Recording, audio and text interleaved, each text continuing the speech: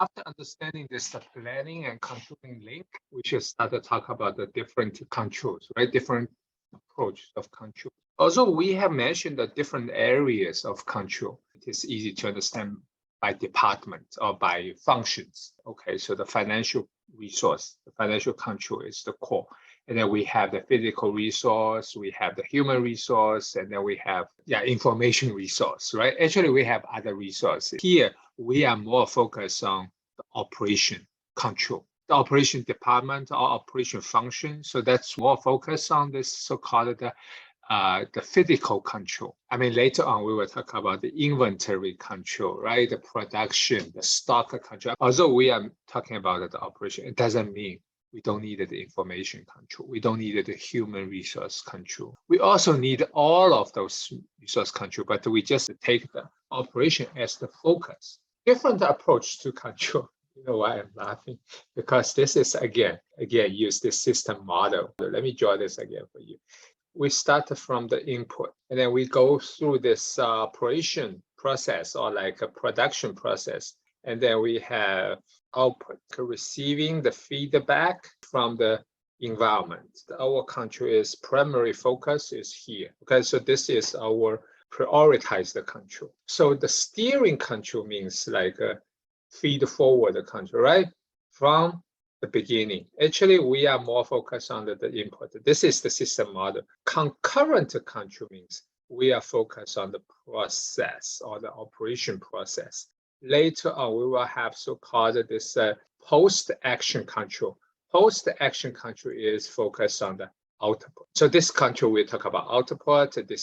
We are talking about the quality and the quantity of our output. And then this is why I go to like chapter 23. We talk about the operation management or operation control. We call it steering control, concurrent control, post-action control. We combine together. This is the multiple control. If you ask me, I would say, the multiple control, right? We control from the, like import, output, and then needless to say, we also needed to control the production process, the operation process. So this is the integrated control. Actually, that's simple. The challenge is like how you can apply this in the, let's say, the management simulation project. We are talking about the operation, our marketing plan. What we control from the order, from the input, and then we control of our sales, right? And then in between, we will have so-called the stock control. We needed to arrange the storage, right? We needed to arrange the delivery, the truck. We needed to arrange the human resource, the labor. Actually, we control throughout this system. So that's why I like to use this so-called the system model. The next one we will talk about to establish a control system. Actually, using this diagram, I think it's very easy to, let's say, to understand. First, we needed to set the standards. We started to assess the performance, okay, and then compare the performance against the standards. Standards, performance. After this evaluation, or let's say that the adjustment, okay, so we needed to make the decision, or they say called maintain the status quo, right? Or we needed to change something. We change our process to, let's say that to correct our performance, or we needed to change the standards. All right, if nothing happened, or let's say we just maintain, we just continue. If something wrong, we needed to change, we change our performance. The standards was not good enough, and then we needed to change the status. This is circle. I would say I don't like it very much because I set the standard, assess the performance.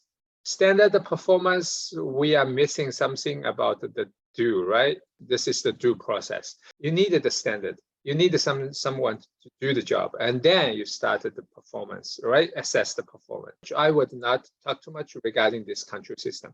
I want to introduce you a concept. We call this as the PDCA or the PDSA approach. So the PDCA or PDSA, this is called the Deming cycle. Deming cycle is a continuous quality improvement model, which consists of a logic sequence of 4 key stages: plan, do, check, and act. PDCA, that learning cycle. From this, those words, you already know. Plan what? Like the standards, right? What to do. Do is the action. Check is the assess. Assess the performance versus against the standard. Learning cycle is for this quality management or quality improvement.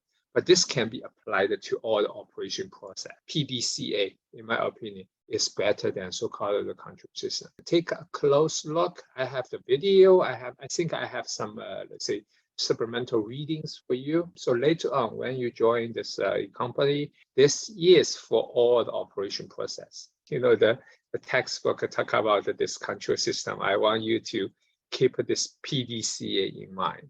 Plan, do, check, and act. To establish this control system is very important. Apply this PDCA quality improvement method to establish the control system.